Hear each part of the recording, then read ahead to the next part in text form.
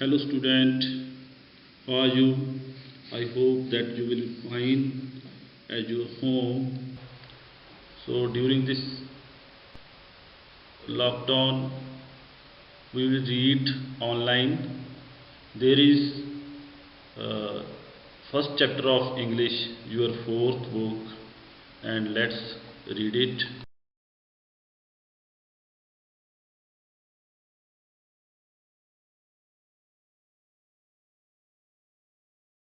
Now we will read first chapter of fourth class English book. So lesson name The Scholar's Mother Tongue, ਵਿਦਵਾਨ ਦੀ ਮਾਤ ਭਾਸ਼ਾ।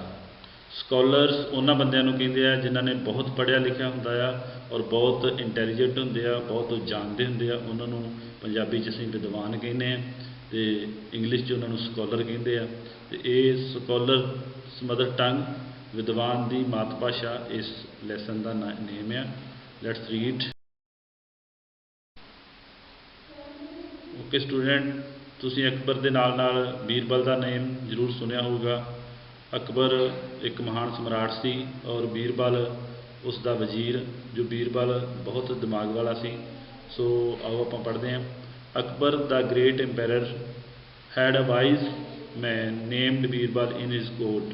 ਅਕਬਰ ਦੇ ਦਰਬਾਰ ਦੇ ਵਿੱਚ ਬੀਰਬਲ ਨਾਂ ਦਾ ਇੱਕ ਬਹੁਤ ਸਿਆਣਾ ਬੰਦਾ ਸੀਗਾ। ਬੀਰਬਲ ਹੈਡ ਏ ਵੈਰੀ ਸ਼ਾਰਪ ਮਾਈਂਡ, ਉਹਦਾ ਦਿਮਾਗ ਬਹੁਤ ਤੇਜ਼ ਸੀਗਾ। He was always ready with a witty remarks to suit the occasions। ਉਹ ਹਰ ਮੌਕੇ 'ਤੇ ਆਪਣੇ ਬਹੁਤ ਬੁੱਧੀਮਤਾ ਵਾਲੀਆਂ ਤੇਜ਼ ਟਿੱਪਣੀਆਂ ਕਰਨ ਲਈ ਤਿਆਰ ਰਹਿੰਦਾ।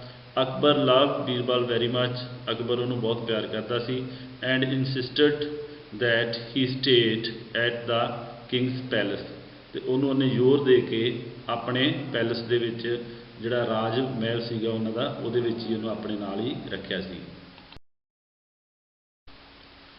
With his sharp and intelligent mind, Birbal was able to solve the most difficult problem।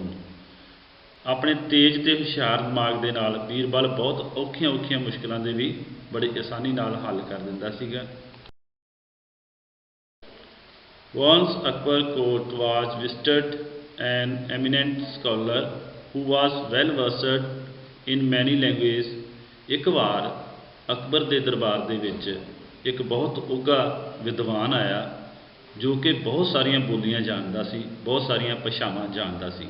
He challenged everybody in the court that he could answer any question in any language and no one could tell his mother ਟੰਗ।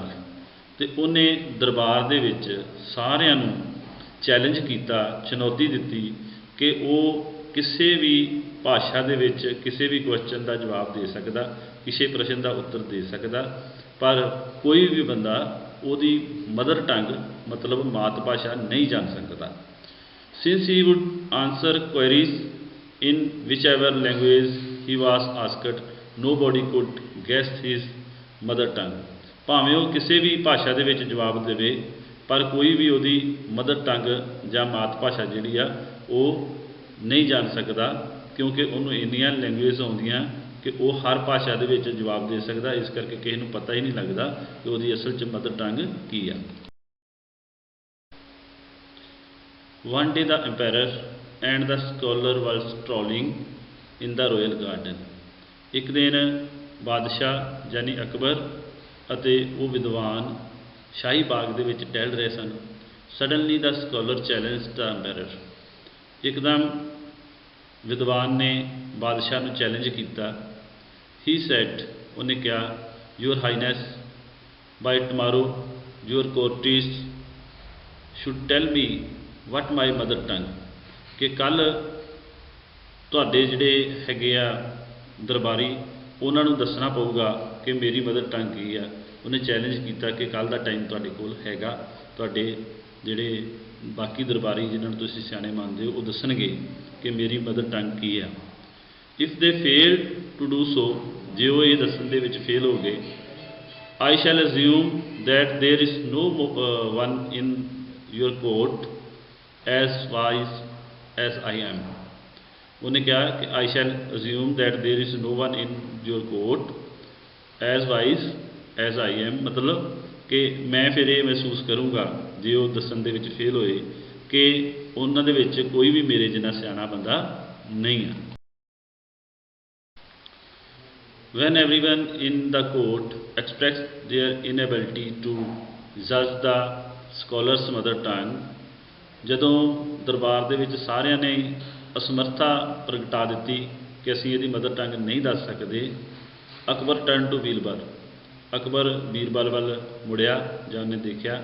Birbal smiled and said, Birbal ਮੁਸਕਰਾਇਆ ਅਤੇ ਉਹਨੇ ਕਿਹਾ, ਆਈ accept your challenge, ਮੈਂ ਤੁਹਾਡਾ challenge ਕਬੂਲ ਕਰਦਾ, ਚੁਣੌਤੀ ਨੂੰ ਕਬੂਲ ਕਰਦਾ, but I need some time, ਪਰ ਮੈਨੂੰ ਥੋੜ੍ਹਾ ਸਮਾਂ ਚਾਹੀਦਾ, may be till tomorrow morning, ਕੱਲ੍ਹ ਤੱਕ ਸਵੇਰ ਦਾ। ਟਾਈਮ ਵਾਜ਼ ਗਰਾਂਟਡ, ਸਮਾਂ ਦੇ ਦਿੱਤਾ ਗਿਆ। And the court was dismissed, ਅਤੇ ਕੋਰਟ ਖਾਰਜ ਕਰ ਦਿੱਤੀ ਗਈ, ਮਤਲਬ ਕੋਰਟ ਦਾ ਕੰਮ ਬੰਦ ਕਰ ਦਿੱਤਾ ਗਿਆ। The night Birbal went to the scholars quarter and quietly entered his bedroom, ਰਾਤ ਨੂੰ ਬੀਰਬਲ ਹੌਲੀ ਜੀ ਉਹਦੇ ਕੁਆਟਰ 'ਚ ਗਿਆ ਅਤੇ ਚੁੱਪ-ਚਾਪ ਉਹਦੇ ਕਮਰੇ ਦੇ ਵਿੱਚ ਵੜ ਗਿਆ। ਵੈਨ ਦਾ ਸਕਾਲਰ ਵਾਜ਼ ਫਾਸਟ ਸਲੀਪ, ਜਦੋਂ ਉਹ ਗੂੜੀ ਨੀਂਦੇ ਸੌਂ ਗਿਆ। ਬੀਰਬਲ ਟਿਕਲਡ ਹਿਜ਼ ਈਅਰ ਵਿਦ ਹੇ, ਬੀਰਬਲ ਨੇ ਇੱਕ ਘਾਹ ਦੇ ਸੁੱਕੇ ਤੀਲੇ ਦੇ ਨਾਲ ਉਹਦੇ ਇੱਕ ਕੰਨ ਦੇ ਵਿੱਚ ਗੁਦਗੁਦੀ ਕੀਤੀ ਜਾਂ ਕੁਤਕਧਾਰੀ ਕੀਤੀ, ਜਿਵੇਂ ਅਸੀਂ ਕਹਿ ਦਿੰਦੇ ਹਾਂ, ਖੁਜਲੀ ਕੀਤੀ। The scholar's sleep was disturbed, ਜਦੋਂ ਉਹਨੇ ਗੁਦਗੁਦੀ ਕੀਤੀ ਅਤੇ ਉਹਦੀ ਨੀਂਦ ਖਰਾਬ ਹੋਈ। He turned to the other side, ਉਹਨੇ ਪਾਸਾ ਮੋੜਿਆ। And went off to sleep again, ਅਤੇ ਦੁਬਾਰਾ ਸੌਂ ਗਿਆ। Birbal now tickled his other ear, ਅਤੇ ਬੀਰਬਲ ਨੇ ਉਹਦੇ ਦੂਜੇ ਕੰਨ ਦੇ ਵਿੱਚ ਉਸੇ ਤਰ੍ਹਾਂ ਪਹਿਲਾਂ ਦੀ ਤਰ੍ਹਾਂ ਹੀ ਤੀਲੇ ਨਾਲ ਗੁਦਗੁਦੀ ਕੀਤੀ। Now the scholar's sleep was disturb again, ਅਤੇ ਉਹਦੀ ਜਿਹੜੀ ਨੀਂਦ ਹੈ ਉਹ ਦੁਬਾਰਾ ਖੁੱਲ੍ਹ ਗਈ। He woke up and loudly said, ਉਹ ਜਾਗ ਗਿਆ ਅਤੇ ਇੱਕਦਮ ਚਿল্ਲਾਇਆ, ਜੁਬਰੂਰਾਦੀ, ਇਹ ਉਹਦੀ ਤੇਲਗੂ ਦੇ ਵਿੱਚ ਇਹਦਾ ਮਤਲਬ ਹੈ ਕੌਣ ਹੈ ਇੱਥੇ। ਜਦੋਂ ਅਸੀਂ ਸਾਨੂੰ ਸੁੱਤਿਆਂ ਨੂੰ ਕੋਈ ਡਿਸਟਰਬ ਕਰਦਾ ਅਤੇ ਇੱਕਦਮ ਅਸੀਂ ਚਿল্ਲਾ ਕੇ ਉੱਠਦੇ ਹਾਂ। ਸੀਇੰਗ ਨੋ ਵਨ ਰਾਊਂਡ, ਕਿਉਂਕਿ ਬੀਰਬਲ ਲੁਕ ਗਿਆ ਸੀ, ਇਹ ਕਰਕੇ ਉਹਨੂੰ ਆਪਣੇ ਦੁਆਲੇ ਕੋਈ ਨਹੀਂ ਦਿਖਿਆ। He went to back to sleep, ਉਹ ਦੁਬਾਰਾ ਸੌਂ ਗਿਆ। Birbal came out of his quarter unnoticed, ਅਤੇ ਬੀਰਬਲ ਹੌਲੀ ਜਿਹੀ ਉਹਦੇ ਕੁਆਟਰ 'ਚੋਂ ਨਿਕਲ ਆਇਆ, ਉਹਨੂੰ ਪਤਾ ਵੀ ਉਹਨੇ ਨਹੀਂ ਲੱਗਣ ਦਿੱਤਾ।